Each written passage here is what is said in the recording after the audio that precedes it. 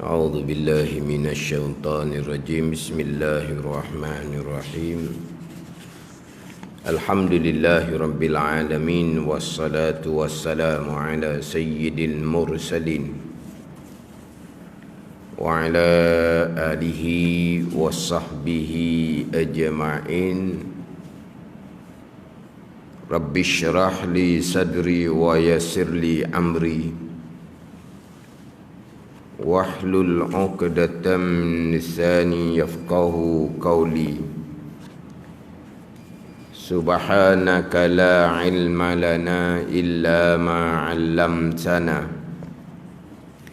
innaka antal alimul hakim. Wala hawla wala quwwata illa billahil aliyyil azim. Kitab Hidayatus Sibyan,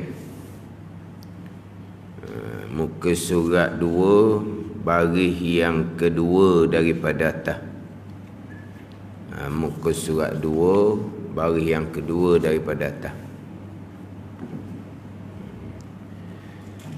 Qala al-muallifu rahimahullahu ta'ala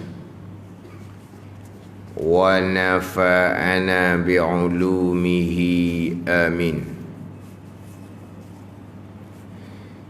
Alhamdulillahilladzi awjaba ala ibadihi ma'rifata uluhiyyatih wa alzamahumut taqwa wa iqamata haqqi rububiyyatih. Terjemahan dia, bermula segala puji. Bermula segala puji tertentu bagi Tuhan, tertentu bagi Allah Subhanahu wa ta'ala.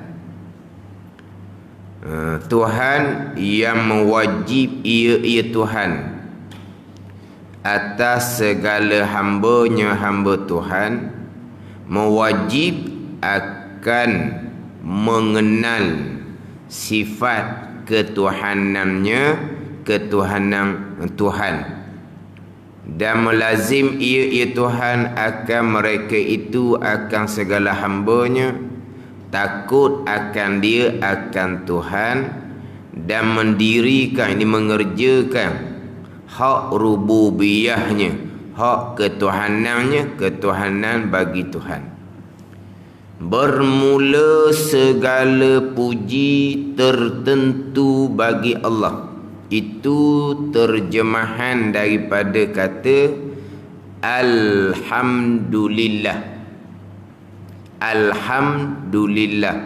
Alhamdu mubtada', lillah tu khabar. Bermula segala puji, atau bermula tu mubtada' tu. Tertentu bagi Allah, tertentu bagi Tuhan. Ditakdirkan dengan mukhtassun lillah. Jadi khabar kepada alhamdu. Jadi segala puji tertentu bagi Tuhan, yakni mukhtassun lillah, tertentu bagi Allah Subhanahu wa ta'ala. Kadang-kadang diterjemah dengan, ditakdirkan dengan mustahaqqun lillah, mustahak bagi Allah. Ditakdir dengan milkun lillah, sebermula segala puji milik bagi Allah Subhanahu wa ta'ala. Alhamdu mubtada', lillah tu khabar. Yang mana selepas daripada kita memulai dengan Bismillahirrahmanirrahim, disusuli pula dengan Alhamdulillah. Sebagaimana tiap-tiap perbuatan yang baik yang tidak dimulai dengan Bismillah, perbuatan tu akan kurang keberkatan. Begitu juga tiap-tiap perbuatan yang baik yang tidak dimulai dengan Alhamdulillah, perbuatan tu kurang barakah juga. Kullu amrin zibalin la yubda'u bil hamdalati fahuwa aqta. Tiap-tiap perbuatan yang bernilai pada syarak yang tidak dimulai dengan alhamdulillah, maka perbuatan tu terpotong, yakni kurang barakah. Hadis yang lain pula, kullu amrin zibalin la yubda'u fihi bi bismillahirrahmanirrahim fahuwa aqta. Tiap-tiap perbuatan yang bernilai pada syarak, bukan perbuatan yang makruh, bukan perbuatan yang haram, yang tidak dimulai dengan bismillahirrahmanirrahim, maka perbuatan tadi itu terpotong, yakni kurang barakah.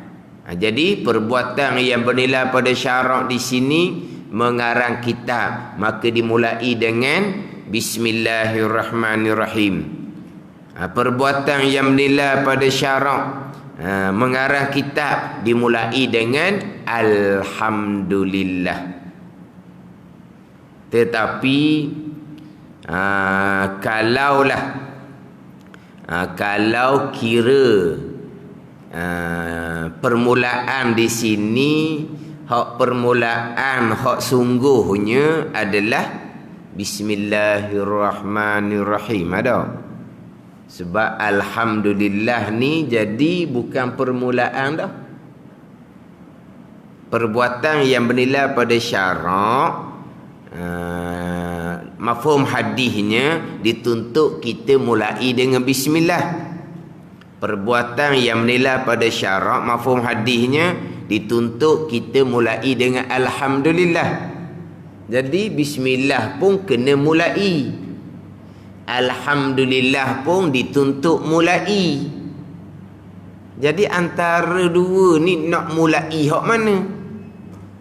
Bila kita mulai dengan bismillahirrahmanirrahim, jadi nak mulai dengan alhamdulillah, jadi tak jadi mula dah lah.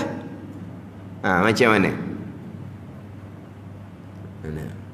Satu hadis mafhum dia dituntut mulai dengan bismillah. Satu hadis mafhum dianya dituntut mulai dengan alhamdulillah. Jadi dua-dua ni bismillah dengan alhamdulillah sama-sama dituntut mulai. Jadi nak mulai macam mana? Apabila kita mulai dah dengan bismillahirrahmanirrahim, kita nak mulai dengan alhamdulillah, tak jadi mulai dah lah. Jadi yang kedua, dia mula alif bertidak ni ada dua jenis alif bertidak ni. Mula ni lah. Hak mula ni alif tidak ada dua. Satu ibtidak hak hakiki lah. Ibtidak hak sungguh-sungguh. Ibtidak hak sungguh-sungguh ni kok. Di sini bismillahirrahmanirrahim lah. Betul-betul lah tu. Memulai kitab dengan bismillahirrahmanirrahim. Itu dia panggil al-ibtidak hakiki. Ibtidak hak sebenar-benar. Permulaan sungguh lah tu. Lepas tu alhamdulillah tu pula. Alhamdulillah tu alif tidak juga tu, mula-mula juga, tapi dia panggil alif tidak idafi. Idafi ni dengan bahawa kita nak banding dengan hak lain-lain tu masih lagi di permulaan. Tu dia panggil alif tidak idafi. Mana kita nak banding, nak kira dengan hak lain-lain masih lagi di permulaan lagi. Jadi masih lagi beramal dengan mafhum hadis supaya memulai perbuatan yang menilai pada syarak dengan alhamdulillah. Masih lagi beramal dengan tuntutan supaya memulai dengan alhamdulillah, tapi bukan mula hakiki lah. Mula hakiki hak sebenar-benar bismillahirrahmanirrahim. Jadi alhamdulillah ni jadi mula idafi dia panggil, nak kira dengan hak lain-lain tu masih lagi dipanggil alif ibtidah, permulaan lagi. Jadi alhamdulillah ni masih lagi di permulaan, masih lagi beramal dengan mafhum hadis supaya perbuatan yang bernilai pada syarak dimulai dengan alhamdulillah, barulah perbuatan tu barakah. Kemudian kita memulai dengan bismillahirrahmanirrahim, disusuli dengan alhamdulillah. Satu laginya kerana turu aturan Al-Quran. Al-Iqtidah turu aturan Al-Quran. Al-Quranul Karim ayat yang pertama dalam suratul Fatihah adalah Bismillahirrahmanirrahim. Ayat yang kedua Alhamdulillahirabbilalamin. Jadi kita pun mulai dengan Bismillahirrahmanirrahim, disusuli dengan Alhamdulillah. Disusuli dengan Alhamdulillah. Kenapa? Kerana turut aturan Al-Quran. Jadi mana-mana kitab pun samalah, dimulai dengan Bismillahirrahmanirrahim, kan disusuli dengan Alhamdulillah. Bermula segala puji. Bermula segala puji. Segala ni banyak dah. Alhamdu tu itu lafaz mufrad. Lafaz mufrad. Mufrad tasniyah jamak. Ada ni. Mufrad tasniyah jamak. Biasa dah. Mufrad ni satu, tasniyah dua, jamak tiga ke atas. Orang putih dia ada dua je, singular dengan plural dah. Jadi plural ni dua ke atas lalu dah. Dia bahasa Arab dia dua ni tasniyah. Lepas tu hak plural lah. Hak jamak ni tiga ke atas. Ni kalau bahasa Arab kita. Jadi mufrad satu, tasniyah dua, kemudian jamak tu tiga ke atas. Jadi lafaz alhamdu tu lafaz mufrad. Kalau mufrad maknanya satu pujian. Satulah pujiannya. Tetapi kenapa diterjemah dengan segala puji, sekalian puji? Hak ning hak kita duduk amal sama-sama dan boleh katakan kita tahu dia punya terjemahan dia. Kita tahu dia punya terjemahan alhamdulillah ni sekalian pujian tertentu bagi Allah. Segala pujian milik Allah Subhanahu wa ta'ala. Jadi kita pun terjemah gitu. Ke kita terjemah alhamdulillah bermula satu puji ke gitu. Kita terjemah dengan bermula satu puji tertentu bagi Allah. Bermula satu puji tertentu bagi Allah gitu. Kita terjemah dengan bermula segala puji, bermula sekalian puji tertentu bagi Allah Subhanahu wa ta'ala. Kenapa kita terjemah dengan segala, sekalian pujian, walaupun alhamdu tu lafaz mufrad? Sebab diterjemah dengan segala tu kerana difaham daripada alif lam. Pada alhamdu tu dipanggil alif lam lil istighraq, dipanggil lil istighraq ni mana sekalian, tu meliputi. Jadi bila datang lil lam istighraq ni, walaupun lafaz tu lafaz mufrad, dia jadi makna tu makna jamak. Segala puji, sekalian puji, sebab pujian ni banyak. Dia akan pecah pula kepada 4 pujian. Jadi sekalian pujian, keempat-empat pujian tertentu bagi Allah Subhanahu wa ta'ala. Dia ambil daripada faham dah alif lam pada alhamdu tu. Maka diterjemah dengan segala puji ataupun sekalian puji tertentu bagi Tuhan, tertentu bagi Allah Subhanahu wa ta'ala. Mana kata pujian ni banyak, bukan hanya satu hok dalam kitab lah. Dia bagi 4 pujian. Mana? Qadim puji qadim. Qadim puji hadis. Hadis puji qadim. Hadis puji hadis. Cukup lah. Dah, faham dah. Qadim puji qadim. Qadim puji hadis. Hadis puji qadim. Hadis puji hadis. Qadim apa qadim?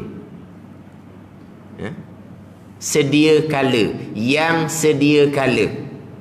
Siapa qadim? Siapa qadim? Siapa qadim? Tak tahu siapa qadim? Allah lah qadim. Ke ada selain Allah qadim? Tak ada dah. Kita lambat jawab ni kalau banyak. Qadim tu ada 2, 3, 4 qadim. Siapa qadim? Dah mana ni antara 2, 3, 4 ni? Nak suruh jawab. Jadi lambat sikit nak jawab. Tapi qadim Allah Ta'ala jua. Siapa qadim? Allah Ta'ala lalulah. Sebab yang qadim, yang sedia kala hanyalah Allah Subhanahu wa ta'ala. Selain daripada Allah, hadis yang baharu. Siapa yang baharu? Makhluk lah. Itu je. Hadis. Ha alif da se. Kalau banyak hawadis, tu jamak. Mana hawadis? Mukhalafatuhu ta'ala lil hawadis. Walaupun bahasa Arab pun hak kita duk sebut semua kan. Mukhalafatuhu ta'ala lil hawadis. Bersalahan Allah Ta'ala bagi sekalian perkara yang baharu. Sekalian perkara yang baharu. Sebab apa terjemah dengan sekalian perkara yang baharu? Sebab hawadis tu jamak. Kalau mufrad, hadis yang baharu. Hawadis sekalian perkara yang baharu. Tak pelik tau. Ke kena masuk kelas bahasa Arab suku benar? Tak payah. Qadim yang sedia kala. Dia kidam qadim. Kidam tu masdar. Qadim tu isim fa'il. Tu je bezanya. Kidam sedia kala. Qadim yang sedia kala. Tu je lah. Kidam tu masdar. Kidam dengan makna sedia. Qadim yang sedia. Tuhan yang sedia. Itu beza kidam dengan qadim. Ada ni? Jadi kidam sedia. Qadim yang sedia. Itu isim fa'il. Yang sedia ni Allah Ta'ala. Tu qadim Allah Ta'ala. Hadis yang baharu. Mana? Makhluk selain Allah tu hadis. Jadi kalau sebut kata qadim puji qadim ni, Allah puji Allah nah. Allah puji Allah. Dalam ayat Al-Quran tu banyakkan pujian kepada Allah Subhanahu wa ta'ala. Yang membaca Al-Quran kita dalam ayat tu memuji Allah Subhanahu wa ta'ala. Alhamdulillahi Rabbil Alamin. Betul lah kita yang membaca Alhamdulillahi Rabbil Alamin. Tapi ayat pujian kepada Allah, kepada qadim tu kalamullah. Kalam Allah tu. Kalam Allah. Jadi maknanya di situ Allah puji Allah. Tu qadim puji qadim. Boleh ke Allah puji Allah? Puji diri sendiri. Kenapa tak bolehnya? Kita pun boleh puji diri sendiri. Jikalau apa yang kita puji kepada diri kita tu memang milik mutlak hak kita, bolehlah kita puji kita. Ada ni, kita puji saya comel. Sebab apa? Sebab comel saya yang buat. Bolehlah puji. Dah, kita buat ke siapa buat? Saya cerdik. Boleh puji sendiri tu. Bolehlah sebab cerdik saya buat. Ada kita. Kalau ada hak kita sungguh, bolehlah kita puji diri kita. Allah Ta'ala puji Allah Ta'ala, koding puji koding, hak dia belaka, dia pujilah dia. Apa masalahnya? Kita puji kita boleh kalau hak kita, ada hak kita. Panggil apa? Masuk baku angkat sendiri gitu. Boleh ke? Boleh ke masuk baku angkat sendiri? Boleh tak? Baku tu bubuh tali tu bubuh atas tu kita pun tarik. Boleh tak? Dia panggil masuk baku angkat sendiri. Puji diri sendiri. Boleh? Boleh. Kalau apa yang kita puji tu memang hak kita, tak ada hak kita. Semuanya milik Allah Subhanahu wa ta'ala belaka. Allah puji Allah, hak dia. Tu koding, puji koding tertentu bagi Allah.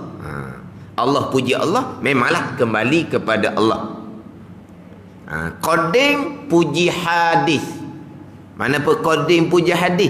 Allah Ta'ala puji para anbiya. Allah Ta'ala puji orang-orang yang soleh, orang-orang yang taat. Allah Ta'ala puji ni'mal abdu innahu awwab. Sebaik-baik hamba adalah hamba yang banyak kembali kepada Allah Subhanahu wa ta'ala. Allah puji kepada hamba Allah sendiri. Sebaik-baik hamba adalah hamba yang banyak kembali kepada Allah Subhanahu wa ta'ala. Allah puji Nabi Ayub contohnya, yang banyak bertaubat kembali kepada Allah Subhanahu wa ta'ala. Allah, walaupun Allah puji tu puji Nabi Ayub yang banyak kembali kepada Allah Subhanahu wa ta'ala, hakikatnya pujian tersebut kembali kepada Allah Subhanahu wa ta'ala. Sebab Nabi Ayub banyak kembali kepada Allah tu mari daripada mana? Mari daripada Allah Subhanahu wa ta'ala. Jadi qadim puji hadis, Allah Ta'ala puji Nabi Ayub contohnya. Hakikatnya pujian tu tertentu bagi Allah juga. Sebab Nabi Ayub banyak kembali, itu adalah qada dan qadar Allah Subhanahu wa ta'ala. Ada ni. Ni juga kadang-kadang kita ni, kalau puji diri sendiri, senyum orang pakat senyum, dia ni masuk baku angkat sendiri. Kadang-kadang kita puji orang lain. Kita puji orang lain. Kita puji siapa? Kita puji anak-anak cucu kita contohnya. Walaupun di situ kita bukan puji diri kita sendiri, kita puji orang lain, iaitu anak kita. Sebenarnya tujuan kita puji anak kita tu bukan nak puji anak, nak puji kita sendiri. Sebab apa? Sebab anak kita jadi comel gitu, siapa yang didik? Kita nak puji diri sendiri juga tu. Memanglah kita puji anak, bukan puji diri sendiri. Tapi sebenarnya kita nak puji siapa? Kita nak angkat diri kita sendiri. Kita ni mak, kita ni ayah, anak kita comel tu siapa yang didik? Pada ni. Kan gitu kosak kita. Gitulah. Jadi Allah Ta'ala puji hamba Allah Pujian tu tetap tertentu kembali kepada Allah Subhanahu wa taala. Sebab apa? Sebab hamba Allah yang banyak kembali, hamba Allah yang bertakwa, yang taat kepada Allah, itu semua datang daripada Allah Subhanahu wa taala. Datang daripada Allah Subhanahu wa taala. Allah Ta'ala puji, innahu kana abdan syakura. Sesungguhnya Nabi Nuh alaihi salam adalah ia Nabi Nuh, hamba yang bersyukur. Tengok, Allah Ta'ala puji Nabi Nuh alaihi salam. Nabi Nuh adalah hamba yang banyak bersyukur kepada Allah Subhanahu wa taala. Puji Nabi Nuh, innahu kana abdan syakura. Sesungguhnya Nabi Nuh AS adalah ia hamba yang banyak bersyukur. Puji Nabi Nuh. Tapi sebenarnya pujian tu kembali kepada Allah Subhanahu wa taala.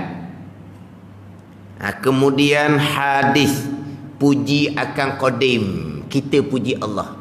Tu hadis puji qadim ni, kita puji Allah lah. Itu memanglah tertentu bagi Allah dah, jelas nyata. Ada ni. Qadim, puji qadim, Allah puji Allah. Dalam ayat Al-Quran yang kita baca tu kalamullah, Allah puji Allah. Qadim puji hadis, Allah puji akan hamba-hamba Allah, kembali pada Allah. Hadis puji qadim, kita memuji akan Allah. Memanglah tertentu pujian tu kepada Allah Subhanahu wa taala. Satu laginya hadis puji hadis. Kita puji sesama kita. Ni. Kita ni habis kita mula kita. Habis kita mula kita. Huraian-huraian yang seumpam ni kita dengar berulang kali. Kita dengar berulang kali. Ke mana? 4 pujian kita tak pernah dengar. Kan kita mengaji mana-mana kelas sekalipun, mula mana-mana kitab sekalipun, akan dimulai dengan Bismillahirrahmanirrahim, akan disusuli dengan Alhamdulillah, kan? Maka akan dihuraikan sekalian pujian ni tertentu bagi Allah ni, sekalian ni banyak ni. Sebab ada 4 pujian. Qadim puji qadim, qadim puji hadis, hadis puji qadim, hadis puji hadis. Sebab mula-mula tadi kan laju-laju pun dah apa dah. Sebab apa? Dah kita mengaji banyak kitab dah. Ke baru mula satu kitab baru kita ni? Kita mengaji banyak kitab dah. Hadis puji hadis, kita puji sesama kita. Tertentu bagi Allah juga. Kita puji sesama kita. Dia baik. Baik tu mana tu? Taufik hidayah Allah. Puji yang baik itu kembali kepada Allah Subhanahu wa taala. Dia rajin belajar, rajin wa'amal, rajin belajar, rajin wa'amal, taufik hidayah Allah Subhanahu wa taala. Kita hakikinya la haula wala quwata illa billahil aliyyil azim. Tu kita hakikinya. Jadi seseorang tu rajin belajar, rajin beramal, taufik hidayah daripada Allah. Apabila dipuji seseorang tu rajin belajar, rajin beramal, hakiki pujian itu tertentu kepada Allah yang beri taufik dan hidayah. Seseorang tu kita puji dia pemurah.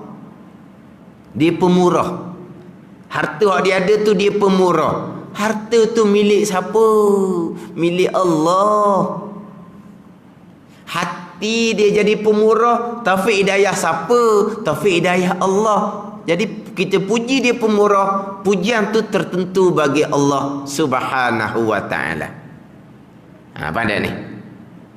Ni kalau kita duduk sini sungguh, kita alhamdulillah ni hak dalam semayang kita baca sama. Sebab itu adalah ayat yang kedua dalam suratul Fatihah, wajib kita baca.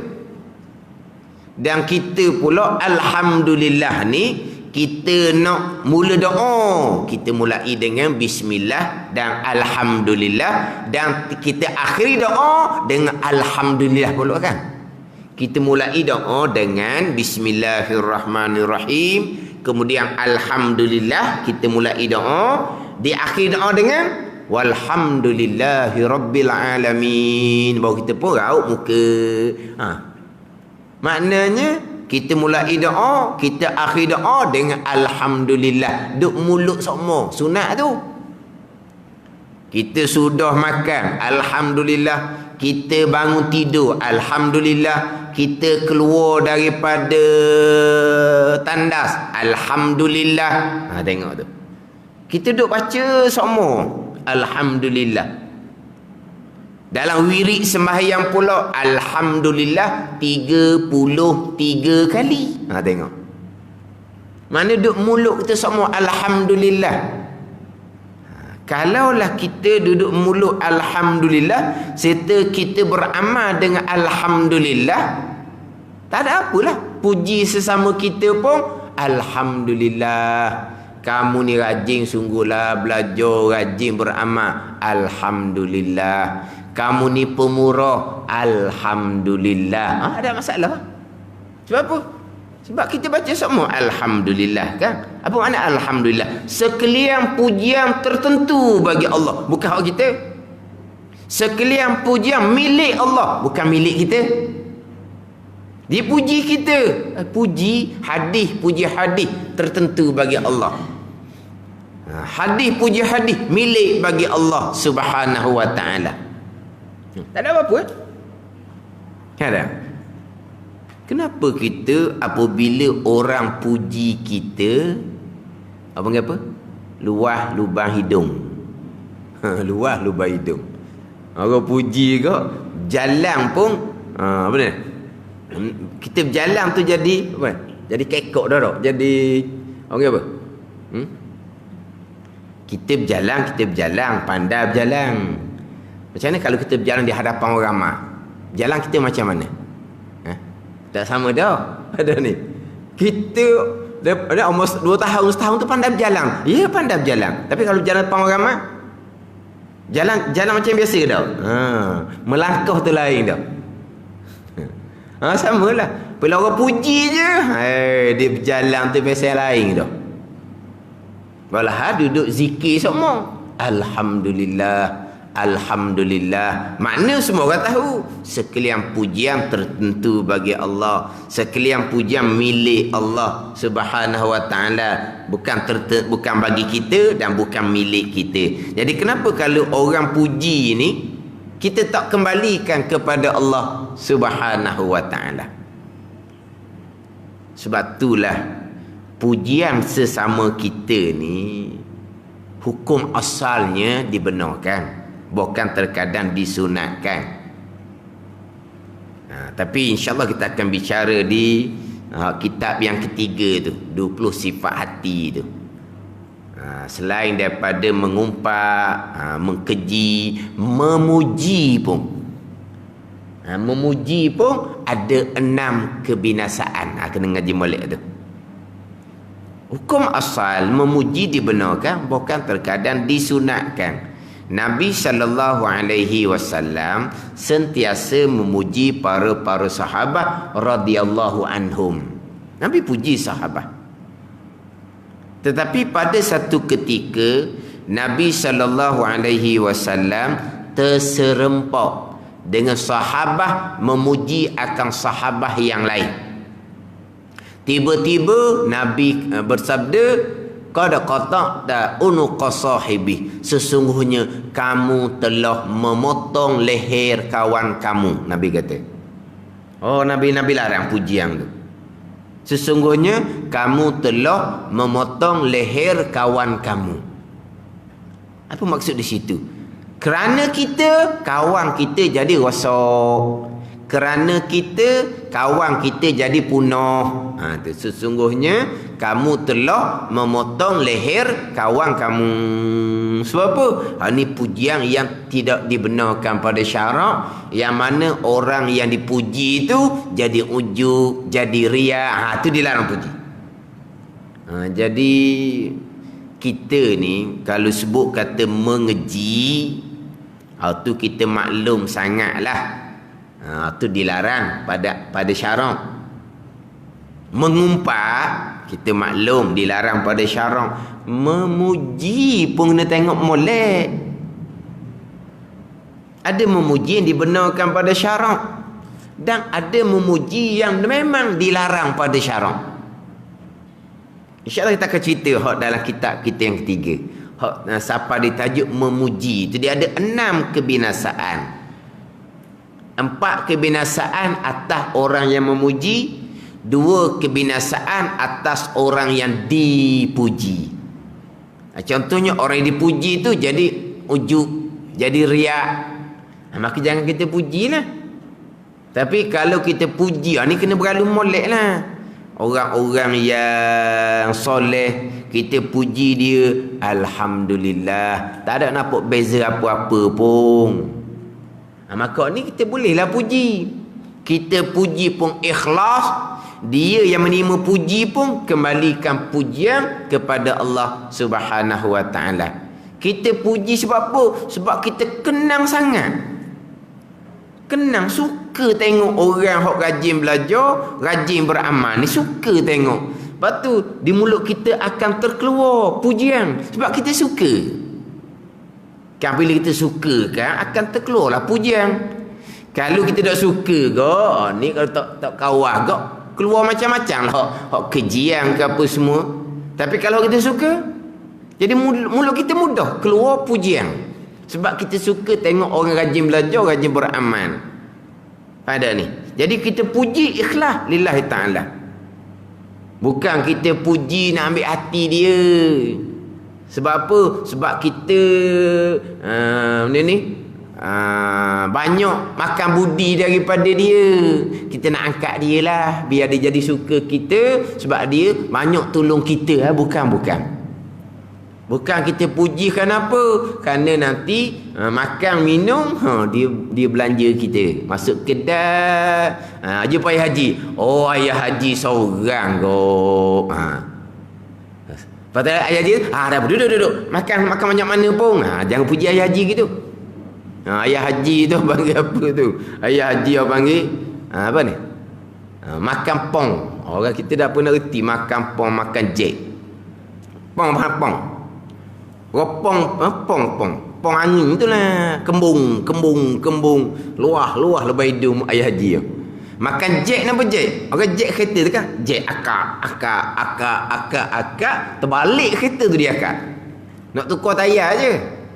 Tu. Makan pong, makan jet orang panggil. Mana apa? Dia ni orang puji. Dia jadi lain macam. Haram kita puji orang seumpama ni. Sebab apa?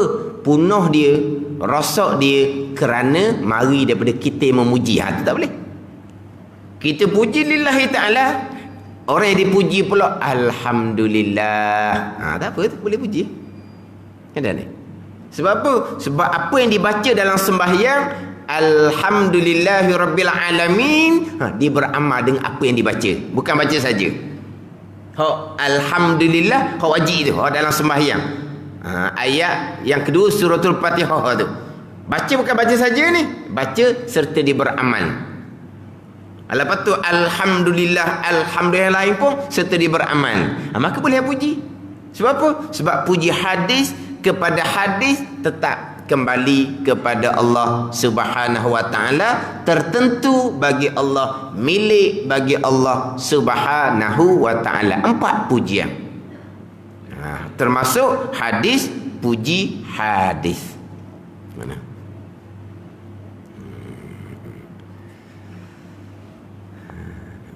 Kita sendiri pun kalau orang puji kita, pun sebab kita terimalah pujian tu, kita jangan mencela diri kita. Orang puji kita, saya ni orang tak baik, jangan kata-kata gitu. Faham tak ni? Kenapa kita nak mencela diri kita? Tapi hati kita ni kita insaf. Hati kita insaf. Orang puji itu kerana syarak menuntut supaya zannu bil mu'minina hasanan. Nabi kata Sangkalah oleh kamu dengan orang-orang yang beriman dengan sangkaan yang baik. Dipuji kebaikan kepada kita sebab apa? Sebab disangka kita baik. Dan memang syarat menuntut kita sangka sesama orang mukmin dengan sangkaan yang baik. Mana dia puji kebaikan pada kita sebab disangka kita baik. Kita taklah kita kata jangan duk puji baik pada saya tak baik. Tak payah gitu. Tapi hati kita insaf. Orang puji kita kerana dituntut sangkaan yang baik, dan orang puji kita sebab orang nampak pada zahir kita baik. Tapi kita tahu tak keaiban diri kita, kita tahu. Maka janganlah kita nak lupa diri pula. Malah kita orang puji tu jadi malu kita dengan Allah Subhanahu wa taala. Kenapa dapat puji kita? Sebab Allah ni tutup keaiban kita. Allah Ta'ala setar, tutup keaiban kita. Tuhan tutup keaiban atas dunia, kita jangan buka keaiban kita. Saya tak baik, saya tak bujur. Jangan kita buka keaiban kita. Yang Allah tutup keaiban kita, kita jangan buka. Allah tutup keaiban kita atas dunia, keburukan kita atas dunia, sebab Allah nak bagi peluang kepada kita bertaubat. Tapi kalau kita tidak bertaubat, sampai di mahsyar akan terbuka sekalian keburukan dan kejahatan kita. Tak ada? Di mahsyar akan terbuka. Di dunia Allah Ta'ala tutup. Tanda ni. Jadi orang puji kita kerana orang tilik pada zahir. Kita, diri kita kenal.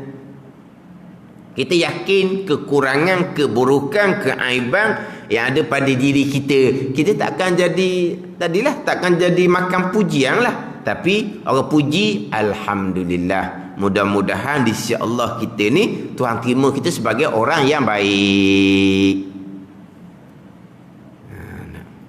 Dalam kitab Hikam, kalam hikmah, Ibn Athaillah mengatakan bahawa ajahalun nasi man taraka yaqina ma indahu li zanni ma indan nas. Sejahil-jahil manusia mereka yang meninggal akan keyakinan di sisinya. Keyakinan barang yang ada pada sisi dirinya. Kita yakin tak? Keburukan kita, keaiban kita, dosa kita, sifat jahat, aib, sifat jahat kita, kita yakin keburukan kita. Kita tinggal hak keburukan, kita tutup. Lizanni ma'indalah, kerana zon barang yang di sisi manusia. Manusia puji baik kerana zon baik. Itu dituntut pada syarak. Tapi kita tinggal hak kita yakin. Kita yakin keburukan diri kita. Orang puji itu zon, bukan yakin pun. Kita yakin tak keburukan kita? Kita yakin. Kita tinggal hak yakin. Kita ambil zon. Itu sejahil-jahil manusia. Kita tak yakin keburukan kita. Kita yakin. Orang puji baik, itu zon dia, sangkaan baik dia kepada kita yang dituntut pada syarak. Kita pergi ambil zon, kita tinggal yakin kita sendiri. Itulah sejahil-jahil manusia. Orang puji kita, kita insaf diri sebab kita banyak kekurangan, banyak keburukan. Kembalikan sekian pujian kepada Allah Subhanahu wa taala, kerana segala puji tertentu bagi Allah, segala puji milik bagi Allah Subhanahu wa taala. Tuhan mana ni segala puji bagi Tuhan. Tuhan yang mewajib ia Tuhan atas segala hambanya akan mengenal sifat ketuhanannya. Kita berarti situlah yang mewajibkan ia itu sifat bagi Tuhan. Wallahu a'lam.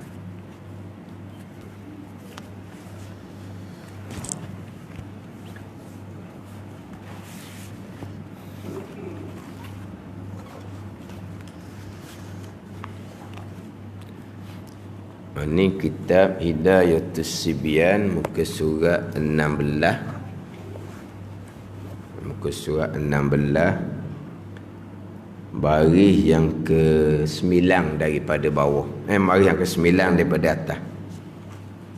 Muka surat 16, baris yang ke-9 daripada atas.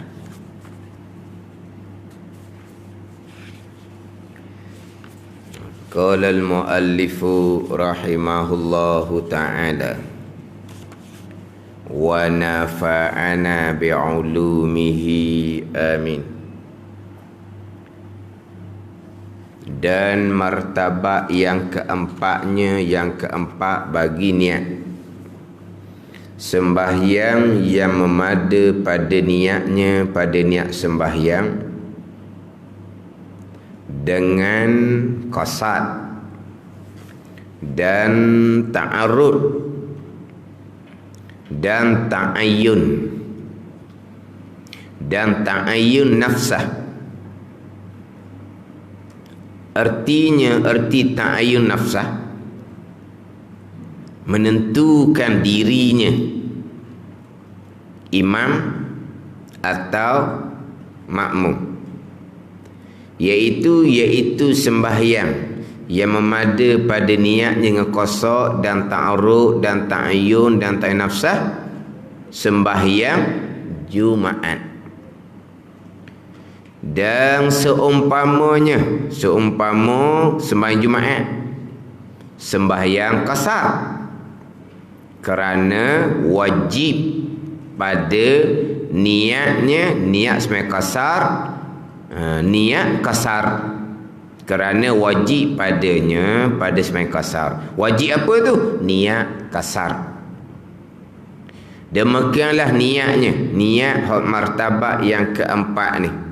Usolli fardal jumu'ati imaman atau makmuman. Artinya, saja aku sembahyang fardu Jumaat, sahaja aku sembahyang dia panggil qasar, fardu dia panggil ta'arud, Jumaat dia panggil ta'ayyun. Aku imam atau aku makmum itu dia panggil ta'ayyun nafsah. Usolli fardhu zuhri atau fardhu asri atau fardhu isya'i maksuratan atau rak'ataini. Artinya, saja aku sembahyang qasar, fardu ta'arud, zuhur ta'ayyun, atau fardu asar atau fardu isya dikasarkan, itu panggil ta'ayyun nafsah, atau 2 rakaat. Saja aku sembahyang fardu zuhur qasar, okey. Ataupun saja aku sembahyang fardu zuhur 2 rakaat, okey.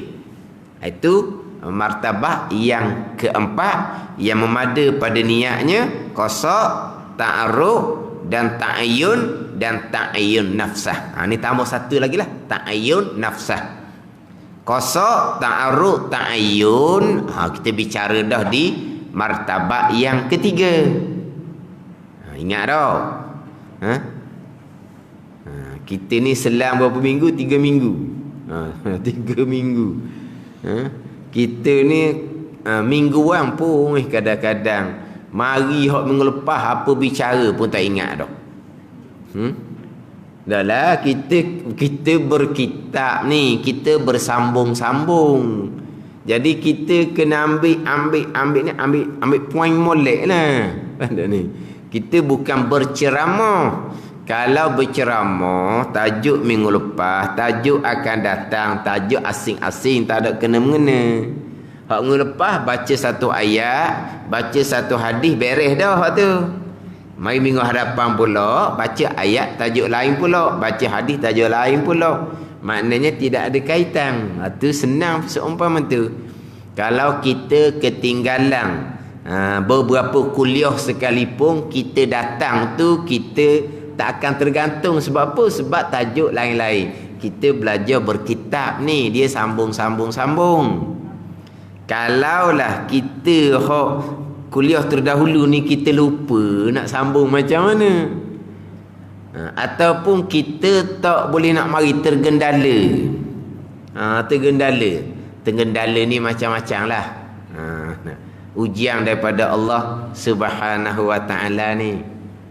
Tergendala ni macam-macam. Sebab itulah selagi Allah tak beri masa kepada kita, kita jaga molek istiqamah kita tu. Orang mengajar kena jaga istiqamah molek.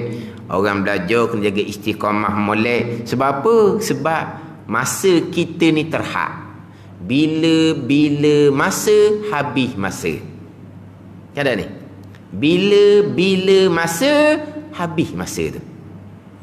Habis masa ni dengan habis umur. Habis masa dia dengan habis tenaga. Tuan uji dengan keuzuran. Tak boleh pergi mari dah. Umur ada lagi. Tuan sehat lagi. Habis masa. Habis masa contohnya Covid lah. Bukan Covid benda lain tau. Ni Covid ni.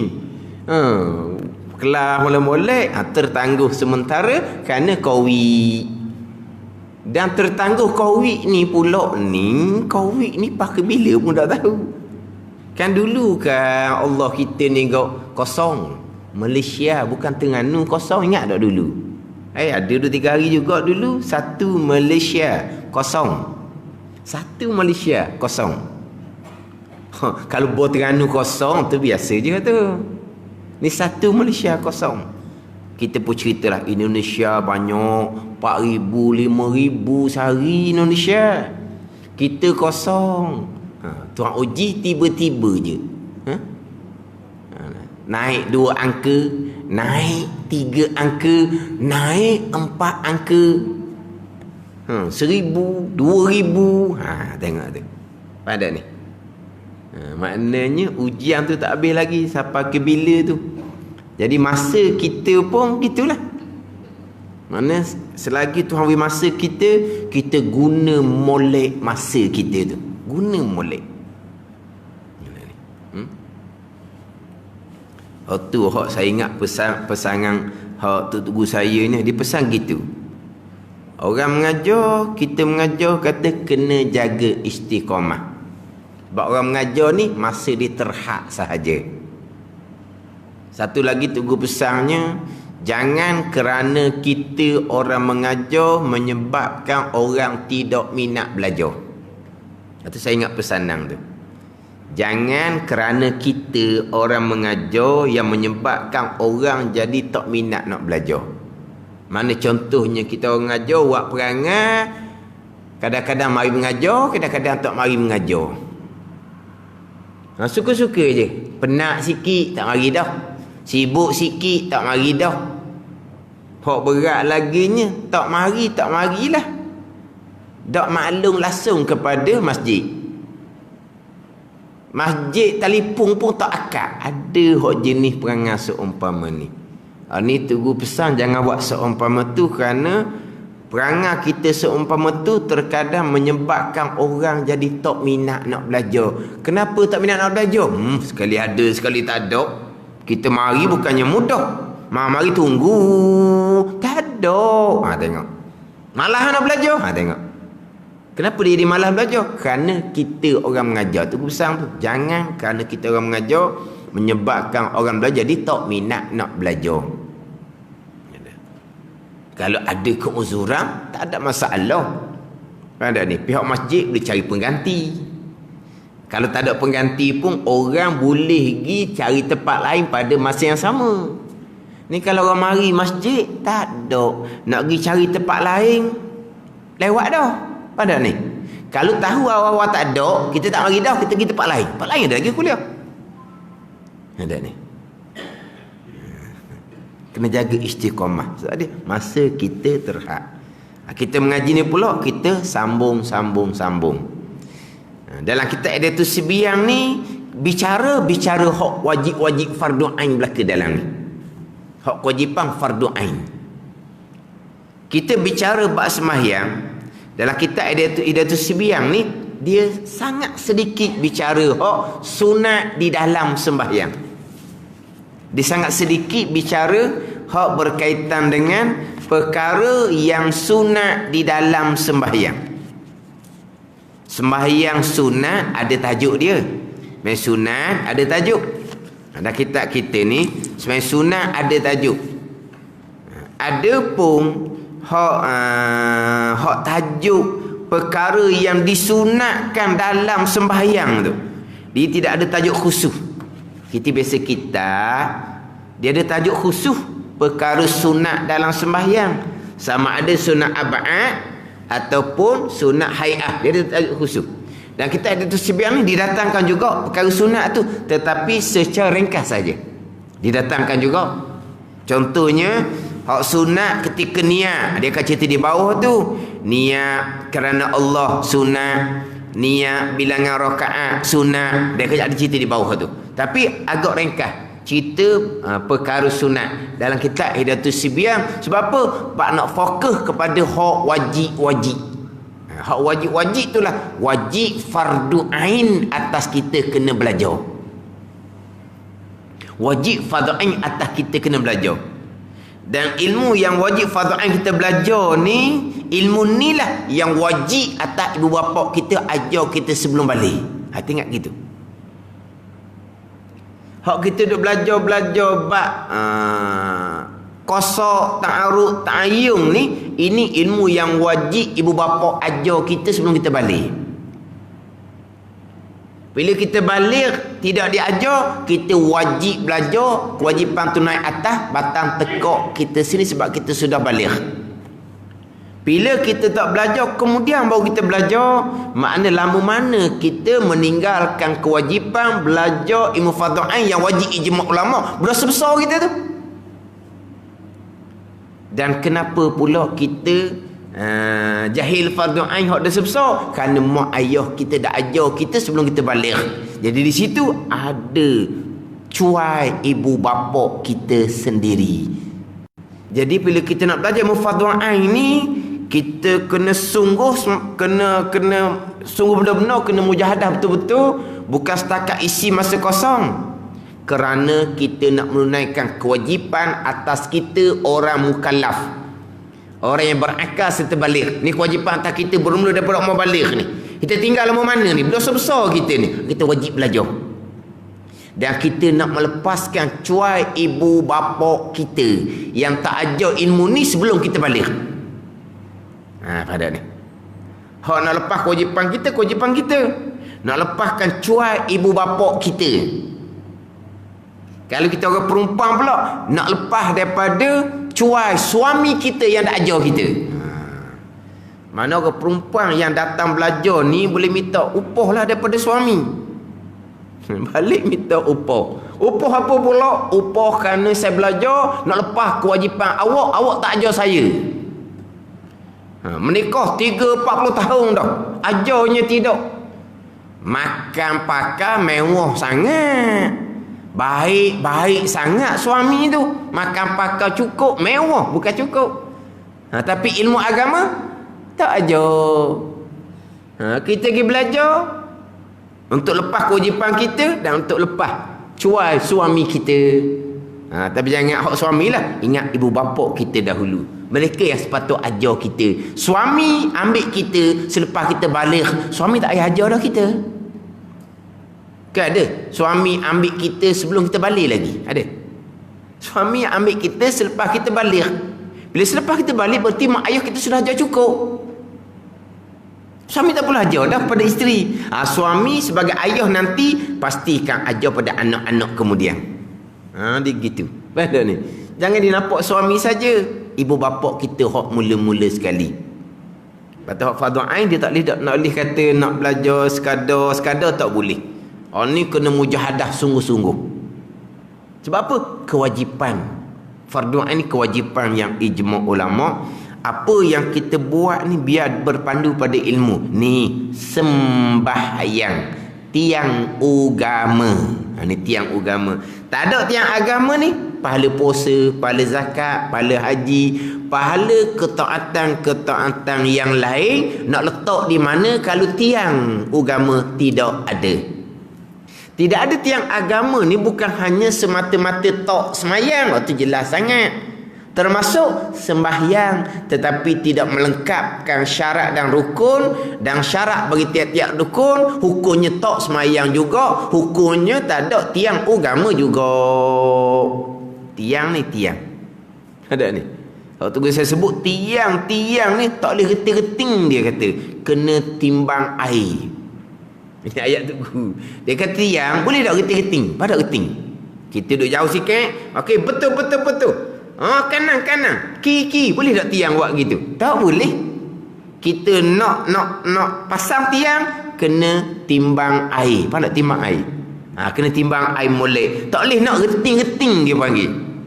Faham tak geting tau? Kita duduk jauh sikit, kita suruh dia kanan ke kiri ke tiang. Tiang tak boleh.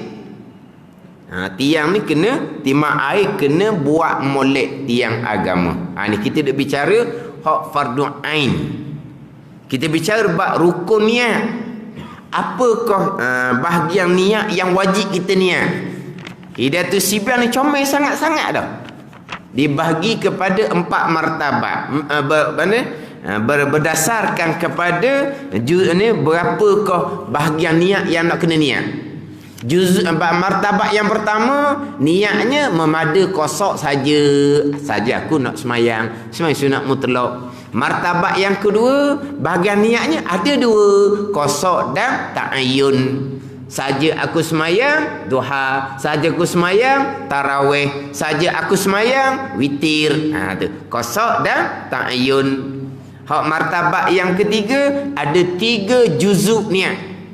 Mana? Kosok, ta'aruk, ta'ayyun. Mana? Semayang fardu. Saja aku semayang fardu zuhur. Saja aku semayang fardu janazah. Ni semayang fardu. Dia ada 3 bahagian. Kosok, ta'aruk, ta'ayyun. Kosok saja aku semayang, ta'aruk datangkan niat fardu, ta'ayyun nyatakan jenis semayang. Semayang zuhur, semayang asar, semayang jenazah. Itu dia panggil ta'ayyun. Itu hak martabat yang ketiga. Martabat yang keempat ni tambah lagi 1, ta'ayyun nafsah. Kosok, ta'aruk, ta'ayyun. Saja aku semayang fardu Jumaat. Jumaat tu ta'ayyun dipanggil.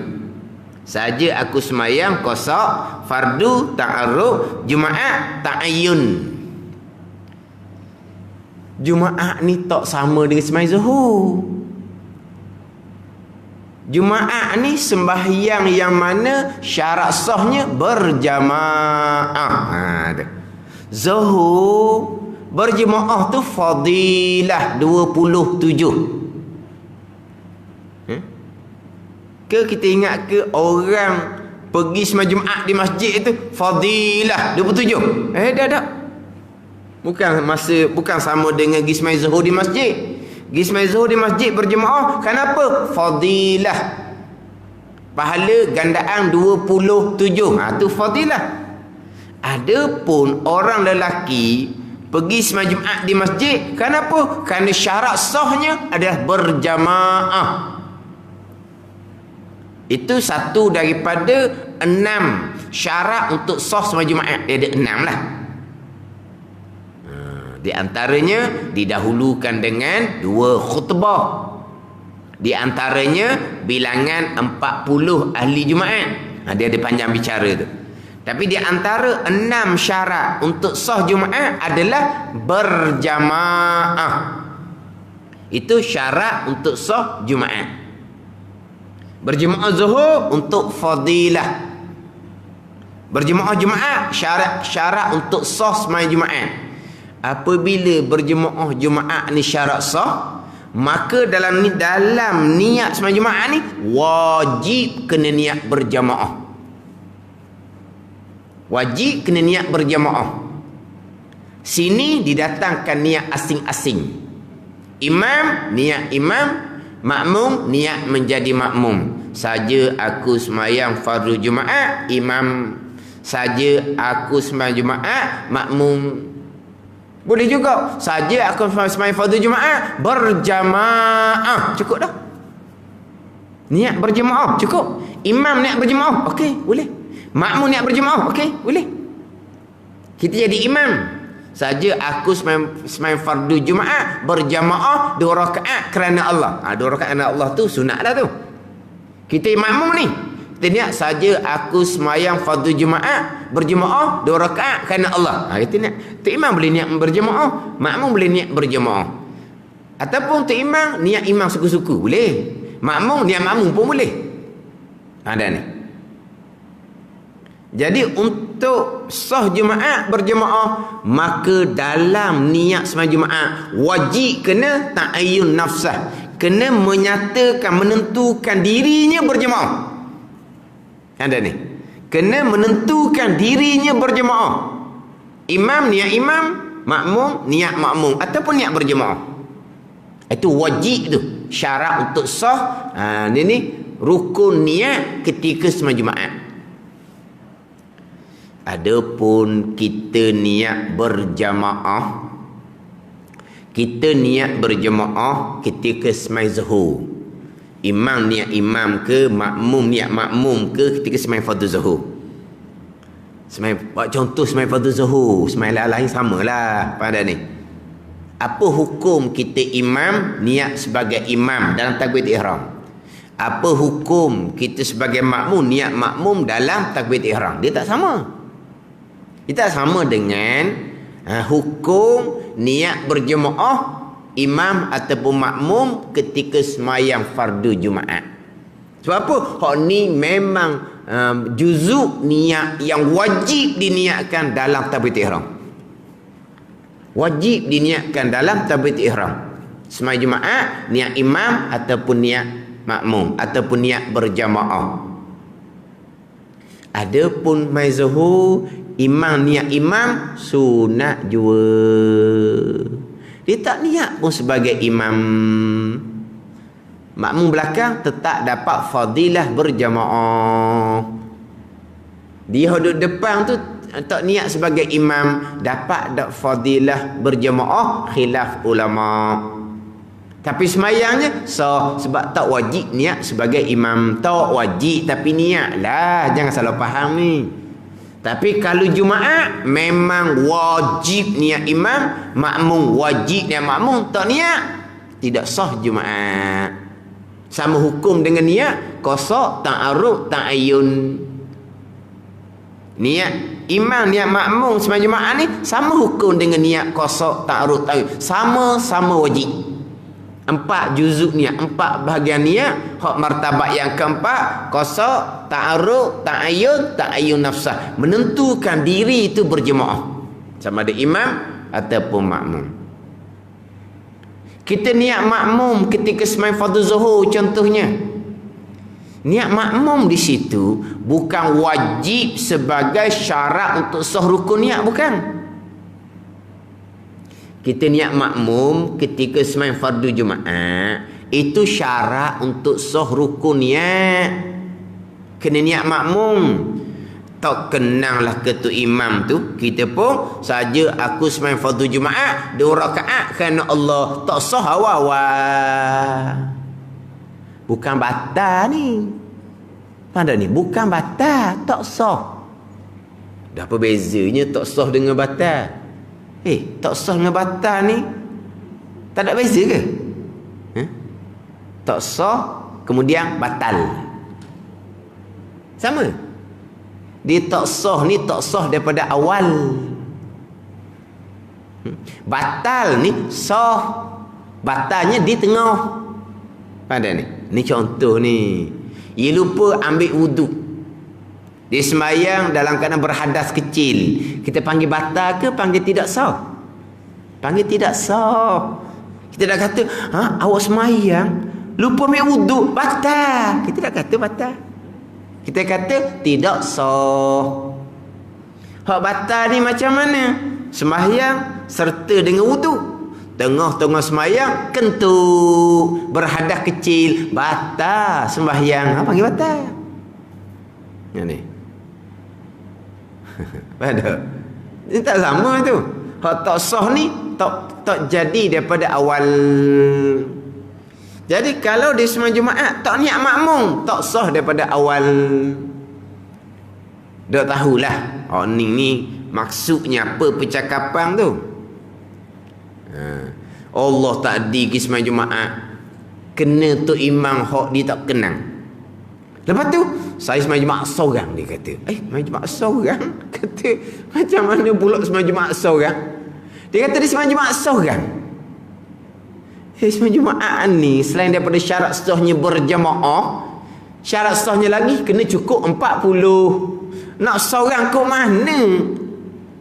Berjemaah dah, tapi 2 orang 3 orang je tak sah juga. Ini pandangan muktamad dalam mazhab Syafi'i lah untuk 40 orang tu. Berjemaah dah, ada 39 orang je contohnya, tidak sah. Ini pakai pandangan muktamad dalam mazhab Syafi'i. Tiba-tiba tidak berjemaah, semai seorang pula, mana ada Jumaat gitu. Dia kata kena-kena tu imam hak dia tak kenal jadi imam, dia pun semai Jumaat seorang. Ada orang di pesening, dia tak ada semai Jumaat. Dia sembahyang apa tu? Dia sembahyang sunat mutlak. Di belakang tu imam sembahyang Jumaat. Dia sembahyang sunat mutlak. Sembahyang sunat tak ada kait dengan waktu sebab tu nah. Dia nak lari balik, naik masjid dah. Allah, tu imam tu jadi tu imam. Dia pun sembahyang dalam saf yang sama. Dia tak niat main Jumaat, dia niat sembahyang sunat mutlak. Ada seumpama tu. Macam mana kira pula tu? Kira dia tinggal Jumaat. Apa hukum tinggal Jumaat? Dosa besar. Saya tak kenal ke tu imam. Tu imam ada kekurangan dia. Tu imam fasik ke contohnya. Tu imam fasik sah jadi imam, sah sembahyang Jumaat. Kamu tu yang fasik kerana meninggalkan kewajipan Jumaat. Kalau dia kata tu imam fasik kerana tu imam terbabit dengan riba. Betul lah tu imam tu fasik, tapi sah Jumaat. Tiba-tiba kerana tu imam tu fasik, yang mana sah kita jadi makmum pada imam tadi, kita pun tinggal Jumaat, dosa besar, kita pun fasik juga. Ini orang jahil, orang lain fasik, dia tak sedar dialah bapak fasik. Mana bapak fasiknya? Orang yang mengekali jahil fardu ain tu bapak fasik lah. Tapi orang je lah, mereka fasik zalim, mereka fasik zalim. Dan kamu macam mana? Kami tidak fasik, tidak zalim. Ilmu fardu ain kamu macam mana? Tak belajar. Kamulah fasik zalim. Kamu ajar dah fardu ain kepada anak-anak, dah kamulah zalim. Dak ni, mereka fasikun zalimun, mereka dah kita. Oh, tinggal Jumaat, dosa besar, fasik lalu dah. Ini apa pernah berlaku seumpama ni lah. Tapi apa pelik tadi, dia semayang Jumaat seorang, tu jahil sungguh lah. Sebab apa? Sebab syarat sah Jumaat adalah berjemaah. Adapun semayang zuhur, dia semayang seorang, tak dapat fadilah. Dia mari masjid, tapi dia tidak niat sebagai makmum, adalah kerana dia tu. Dia pun tak niat sebagai makmum. Maka zuhurnya jadi munfarid, seorang diri, tak dapat fadilat berjemaah. Sebab sembahyang fardu zuhur berjemaah bukan syarat untuk sah sembahyang. Cuma sembahyang fardu zuhur niat sebagai makmum wajib juga, kerana kita nak mengikut perbuatan tu imam. Dipanggil niat makmum ketika sembahyang fardu zuhur contohnya, wajib dipanggil. Tapi bukan wajib sebagaimana wajib niat makmum ketika sembahyang Jumaat. Wajib niat makmum ketika sembahyang Jumaat adalah untuk sah rukun niat. Tanda ni berbeza dengan sembahyang fardu zuhur. Niat imam sunat, niat makmum wajib, dipanggil wajib lil qudwah. Bukan wajib kerana syarat untuk sah rukun niat, bukan. Wajib kerana kita nak mengikut sekalian perbuatan tu imam. Mana kita mengikut perbuatan tu imam? Kita rakaat pertama, kebetulan tu imam rakaat kedua. Tu imam pun tasyahud awal. Kita rakaat pertama, mana ada tasyahud awal? Dah kita makmum duduk tasyahud awal lah. Apa dia ni? Bolehlah kita duduk tasyahud awal pada rakaat pertama kerana kita menjadi makmum kepada imam yang sudah rakaat kedua. Tak masalah. Sebab kita niat makmum, maka kita boleh ikut tu imam. Wajib lil qudwah dipanggil. Bukan wajib sebagai syarat sah untuk rukun niat sembahyang zuhur, bukan. Berarti kalau dia tak niat sebagai makmum, tak ada apa-apa. Tapi tak boleh nak ikut tu imam. Tak nak ikut macam mana? Tu imam rakaat kedua, kita rakaat pertama, kita bukan makmum, tiba-tiba tu imam tasyahud awal, kita duduk juga. Tak boleh sebab kita rakaat pertama. Tu imam duduk. Kamu bukan makmum, kamu tak niat makmum tadi kan? Tak boleh ikutlah tu imam. Kalau kebetulan rakaat sama, buat lakon-lakon kebetulan, tak apa. Kemudian pula jangan kita duduk diam lama. Kita bukan makmum ni, kita berlakon berhadap berlakon. Duduk dalam saf yang sama, kita tak niat sebagai makmum, kita pun lakon ikut dia. Orang tak sedar ni, kita tak boleh duduk saja. Tu imam baca Fatihah kuat, kita pun senyap tunggu tu imam. Batas sembahyang kita. Sebab kita bukan makmum. Dan macam mana? Tu imam baca Fatihah, kita kena baca Fatihah selalu juga. Sebab kita bukan makmum. Yang kita tu imam baca Fatihah kuat, kita tunggu ni sebab kita makmum. Kita tunggulah. Selepas tu imam habis baca Fatihah kuat, barulah kita baca Fatihah. Tu imam baca surah panjang pula, kena pula surah sejadah. Pagi esok, pagi Jumaat, panjang, kita duduk saja. Tak apa, sebab kita makmum. Kalau kita tak niat sebagai makmum, kita tunggu lama untuk untuk tunggu yang bukan tu imam kita, sebenarnya batal sembahyang kita. Sebab kita tak niat sebagai makmum. Jadi niat sebagai makmum wajib dia panggil lil qudwah, untuk kita mengikuti imam hak sungguh-sungguh, bukan lakon-lakon. Tapi kalau tak niat sebagai makmum, dia lakon saja ikut imam, tapi rakaat yang sama serta dia tidak duduk saja, tak ada masalah. Sah sembahyang dia tu. Ada ni. Jadi niat makmum wajib lil qudwah. Kalaulah kebetulan dia ingat ke imam rakaat yang pertama juga, dia pun ikut tu imam, kena imam rakaat yang kedua dah tasyahud awal. Macam mana? Macam mana makmum ni? Bukan makmum ni, hak tak niat makmum ni. Macam mana? Sebab dia rakaat pertama, timam rakaat kedua, timam dah tasyahud awal. Kita seorang lakon saja dalam saf yang sama. Kita duduk tasyahud awal, batal sembahyang kita sebab rakaat pertama. Nak macam mana? Kita kena wajib kena bangun berdiri. Orang sedarlah kita bukan makmum. Tak apalah. Orang tanya kemudian, kita beritahulah kenapa kamu tidak niat sebagai makmum. Sebab tu imam tak pandai, saya pandai dari tu imam, biar saya di tu imam. Beritahu kita senang. Orang pun atau kita menduga. Awal-awal lagi dulu lagi. Tak bolehlah kita nak tasyahud awal sebab kita bukan makmum. Bila berlaku seumpama tu, dia pun niat makmum. Niat makmum di tengah sembahyang, bukan dalam takbir. Sah jadi makmum. Bolehlah duduk tasyahud bersama dengan imam. Tapi bukan niat makmum dalam takbir. Niat makmum di luar takbir. Sah jadi makmum, tapi tak dapat fadilah 27. Tapi jadi makmum lah, jadi makmum. Boleh tasyahud awal lah. Sah jadi makmum dengan niat makmum di luar takbiratul ihram, tapi makruh hukumnya, tak dapat fadilah 27. Dia dapat pahala seperti semayang seorang diri jua, walaupun sah jadi makmum sekalipun. Sebab nak dapat fadilah makmum, niat makmum di dalam takbiratul ihram, bukan di luar. Niat imam di luar takbiratul ihram sah berjemaah dan dapat fadilah imam bermula daripada saat diniat sebagai imam. Imam lain. Contoh, kita semai seorang. Mari orang turut belakang. Kita pun niat sebagai imam. Kita dapat fadilah berjemaah bermula daripada kita niat sebagai imam. Niat makmum di luar takbiratul ihram.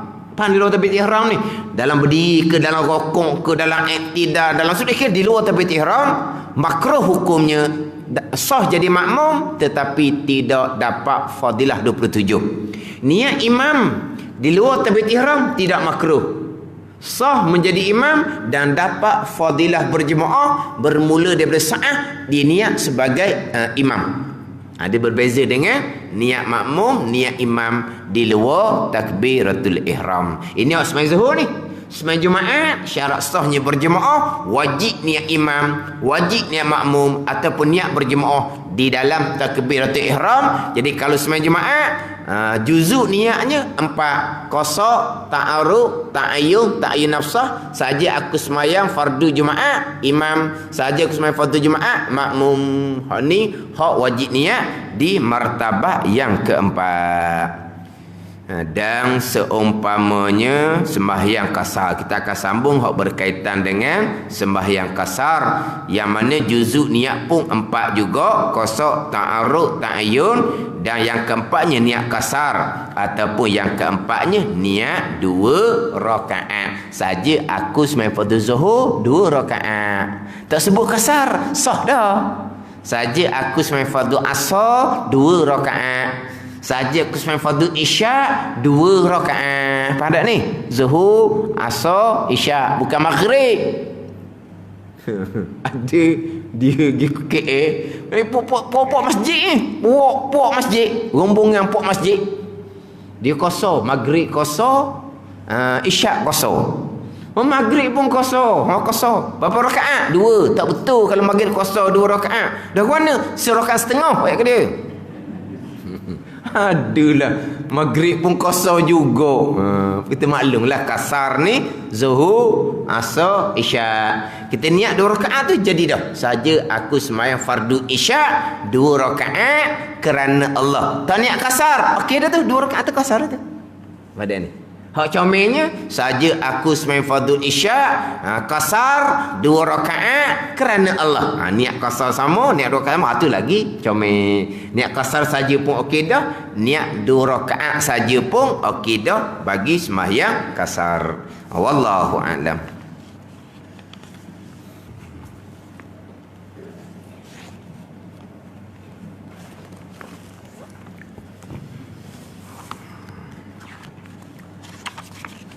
Ini kitab 20 sifat hati yang keji dan yang terpuji. Muka surat 28 baris atas sekali.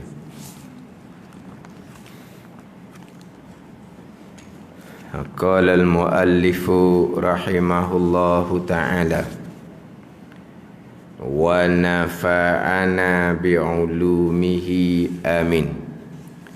Di antara kata-kata yang berdosa ialah berdusta, mengumpat, berbantah-bantah, mengejek, menyenda-nyenda, berseluruh dengan kata-kata yang menimbulkan kemarahan dan dendam, dan memuji-muji. Ni memuji.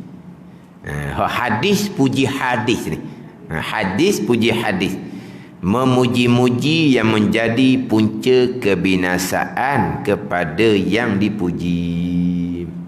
Jadi kita bicara berkaitan dengan berkata-kata yang berdosa. Yang terdahulunya kita pergi kepada bicara berkaitan dengan mengumpat. Takrifan mengumpat selesai dah. Kemudian taubah daripada dosa mengumpat, dosa anak Adam. Di antara rukun taubahnya kena minta maaf. Faham dah ni?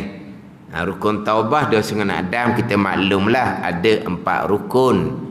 Yang pertama, menyesal kerana kita mengumpat dosa besar.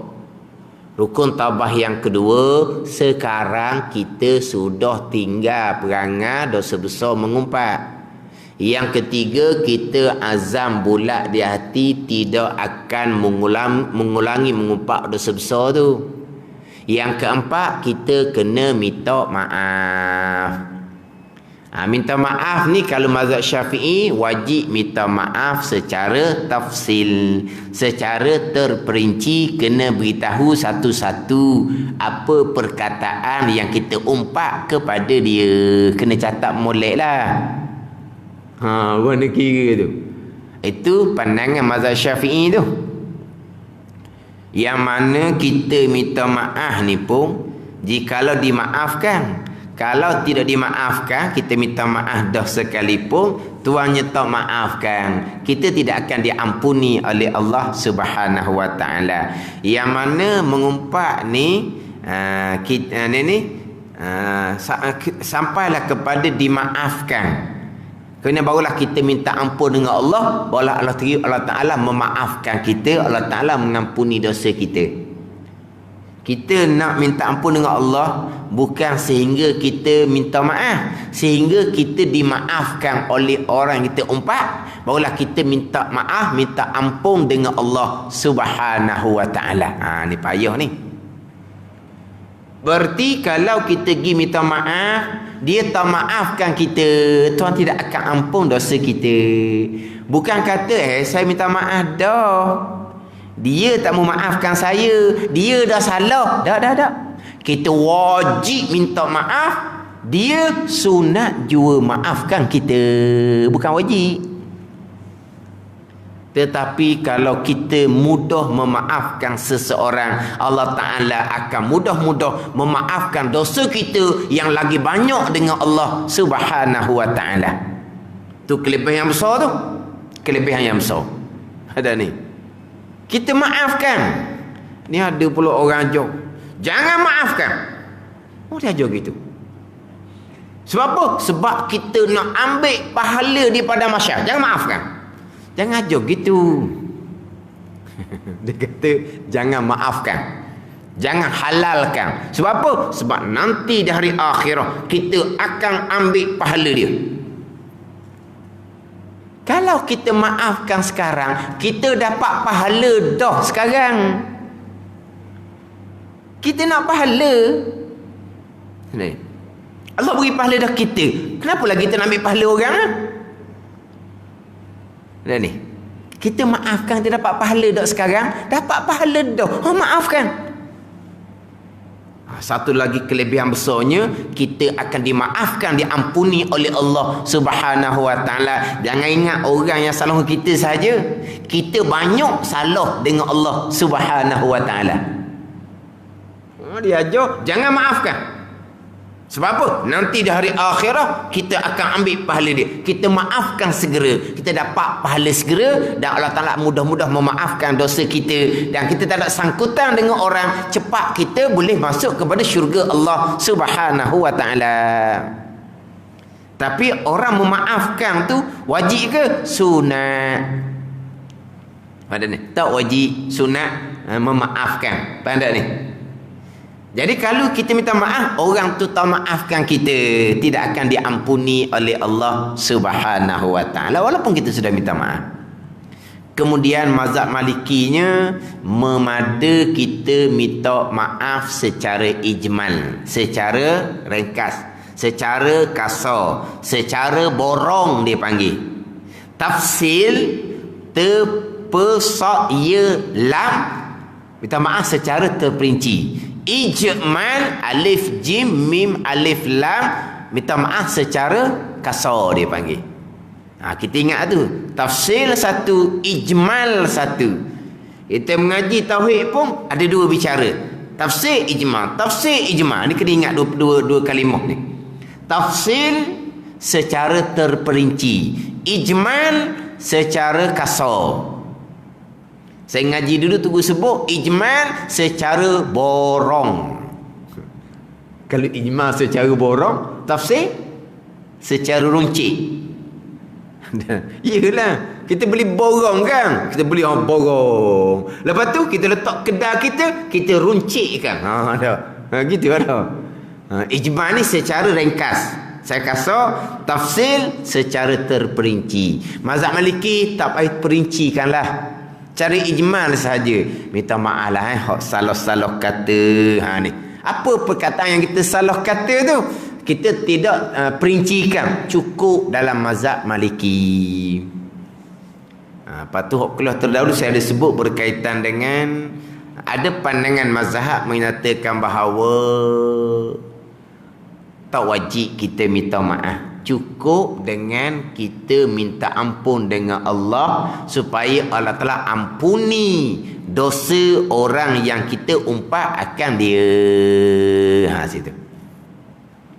Ni bukan awak ringan kot mana, bukan awak ringan jadi lain kali mudah kita mengumpat, bukan.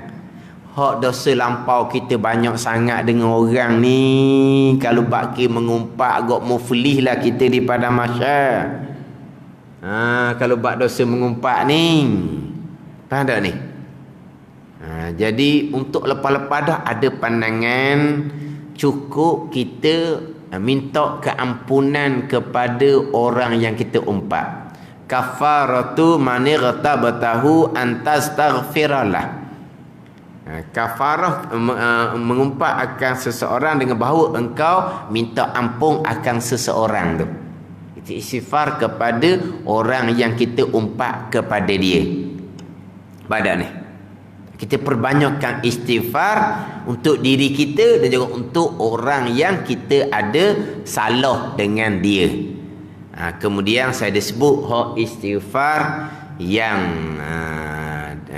diamal oleh almarhum tugu saya ni Baba Najibuddin Kerandang. Tugu saya dia beramal dengan istighfar. Saya ada tulis di whiteboard tu. Tugu lepas daripada salam, dia baca istighfar ni 3 kali. Sebab dalam kuliah terdahulu apabila saya sebut istighfar hak panjang ni adalah dalam FB tu minta supaya tulis istighfar tu. Tapi rasa-rasanya ada dah hak istighfar tu dalam hak pengajian hak lepas. Dia astaghfirullahal azim li wali walidayya wali ashabil huquqi alayya wali masyayikhi. Yihi boleh, ikhi pun boleh, dengan hamzah pun boleh. Wali masyayikhi, wali masyayikhi, ya pun boleh. Wali jami'il muslimina wal muslimati wal mu'minina wal mu'minatil ahya'i minhum wal amwat. Hak ujung tu kita mudah je tau. Wali jami'il muslimina wal muslimat wal mu'minina wal mu'minat al ahya'i minhum wal amwat, yang hidup daripada mereka itu, daripada muslimin muslimat, mukminin mukminat, wal amwat, dan yang mati di kalangan mereka itu di kalangan muslimin muslimat, mukminin mukminat, yang hidup dan yang mati. Kita istighfar pada sekalian. Bila kita istighfar pada sekalian, seramai mana muslimin muslimat, seramai mana mukminin mukminat, seramai mana yang sedang hidup, seramai mana yang sudah mati, sebanyak itulah pahala kita boleh. Ada ni. Dia ni kita buat amal pendek-pendek biar pahala tu lebih. Sekarang kita istighfar pada siapa ni? Kepada wali jami'il muslimina wa muslimah, bagi sekalian orang Islam lelaki, sekalian orang Islam perempuan, wal mu'minina wal mu'minat, bagi sekalian orang mukmin lelaki, bagi sekalian orang mukmin perempuan, yang hidup al ahya'i minhum, yang hidup daripada mereka itu, daripada muslimin muslimat, mukminin mukminat, wal amwat, dan yang mati. Ramai mana muslim muslimat yang hidup? Juta-juta. Muslim muslimat yang mati juta-juta. Banyak itulah pahala yang kita dapat. Kita istighfar kepada sekalian. Yang kita nak fokusnya adalah wali ashabil huquqi alayya, li bagi aku, wali walidayya bagi kedua orang tua aku, ibu bapa, wali masyayikhi bagi guru-guru aku. Yang kita nak fokusnya wali ashabil huquqi alayya, bagi mereka yang mempunyai hak atas aku. Wali ashabil huquqi alayya, bagi mereka yang ada hak, ada tuntutan atas aku. Ala atas. Dipanggil ala lil madarrah, atas. Hak atas. Bukan hak bagi. Kalau hak bagi, tutung. Hak atas ni, madarrah. Hak atas aku. Kita kena daripada masyanya. Kalau hak bagi, hak tutung kita. Kalau hak atas, ada ni. Hak atas aku. Mana apa ni? Mana kita lah hak kena tekan. Ada ni. Wali ashabil hukukil ayah, bagi mereka yang ada hak atas aku, bagi mereka yang mempunyai hak atas aku, tuntutan atas aku. Mana? Orang yang kita umpat, orang yang kita maki, orang yang kita fitnah, orang yang kita tersalah ambil hak dia. Ni banyak dah ni. Yelah, dalam kehidupan kita ni terkadang kita tersalah ambil hak orang ke. Yelah, kita ni bukan jenis ambil hak orang, tapi terkadang tanpa kita sedari kadang-kadang, ataupun kita tahu, alah tak apalah, dia tak marahnya sikit sangat, tak apalah. Contoh, lalu tepi pagar orang, rambutan dia merah molek, Allah, sebutir je. Sebutir je. Sebutir dah sebutir pun minta dah. Tak minta. Tu hak atas aku tu. Dia akan tekan kita di hari akhirat tu. Kita tu masa tu belum balik, kita buat gitu, walaupun balik sekalipun. Lepas kita balik, kita ingat masa belum balik kita ambil rambutan dia, kita wajib kena pergi minta maaf. Haji, masa kita budak-budak haji tengah nakal tu, rambutan haji tu kita ambil kena wajib minta maaf. Walaupun masa kita buat tu sebelum balik sekalipun. Mana kalau mak ayah kita tahu, mak ayah kita wajib kena ganti. Kalau dia tahu. Dia tahu, boleh nyakit lah pula kitanya. Dia tak tahu. Kita balik, kita wajib kena minta maaf. Ni dosa dengan Adam, walaupun kita lakukan sebelum balik sekalipun. Ada ni. Tidak akan sebelum balik kita ambil dosa, kita ambil rambutan orang tu tak berdosa, sebab kita belum balik, kita maklum lah orang belum balik ni. Tapi bila kita balik, kita ingat kesalahan diri kita tu, kita wajib minta maaf. Ada ni. Jadi hak masuk dalam wali ashabil hukuk ayat, bagi mereka yang mempunyai hak tuntutan atas aku, kita minta ampun pada Allah pada orang ni. Lepas pada ni. Dan juga atas pandangan yang mengatakan tak memada kita doa istighfar, tak memada kena minta maaf. Sekurang-kurangnya kita ada apa ni? Ada sandaran, ada apa ni? Ada standby jugalah. Daklah kata kita menghadap di mahsyar dalam keadaan kita banyak salah dengan orang, dalam keadaan hadap nyadar tu tidak pada nyadar. Hadap dengan tak ada persiapan apa dak. Kita hadap di mahsyar, kita sedar kita banyak salah dengan orang, kita ada istighfar kepada dia. Mudah-mudahan bila Allah Ta'ala tunjuk istighfar kita kepada dia, orang tu Tuhan buka hati, dia maafkan kita. Gitu. Ada ni. Li wali walidayya wali ashabil huquqi alayya wali masyayikhi wali jami'il muslimina wal muslimat wal mu'minina wal mu'minat al ahya'i minhum wal amwat. Ini hak diamal oleh almarhum guru saya Baba Najmuddin Kerandang. Lepas je wirid semayang pondok, gitulah cara tugu istighfar. Kita biasa istighfar kampung ni, astaghfirullahalazim alladzi la ilaha illa huwal hayyul qayyum wa atubu ilaih, ataupun huwal hayyul qayyum wa atubu ilaih, atau biasa kitanya. Ini hak diamal oleh almarhum tugu saya, dia amal seumpama tu, dan memang saya amal seumpama tulah. Astaghfirullahalazim li wali walidayya wali ashabil huquqi alayya wali masyayikhi wali jami'il muslimina wal muslimat wal mu'minina wal mu'minat al ahya'i minhum wal amwat. Tak banyak mana 3 kali lepas semayang.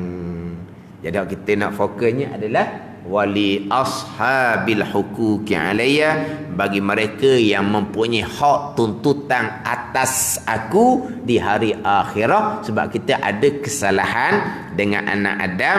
Contohnya di sini kesalahan mengumpat, dosa dengan anak Adam. Berbantah-bantah, mengejek, menyenda-nyenda, ini di antara kata-kata yang berdosa. Wallahu a'lam. Bismillahirrahmanirrahim. Alhamdulillahirabbil alamin. Wassalatu wassalamu ala sayyidil mursalin wa ala alihi wa sahbihi ajma'in. Allahumma iftah alaina futuhal arifin. Allahumma allimna ilma akadamin wa fahimna famasabikin warzuqna ruqat talibin. Allahumma zidna ilman wa alhiqna bis salihin. Wa sallallahu ala sayyidina Muhammadin wa ala alihi wa sahbihi wa sallam. Walhamdulillahi rabbil alamin.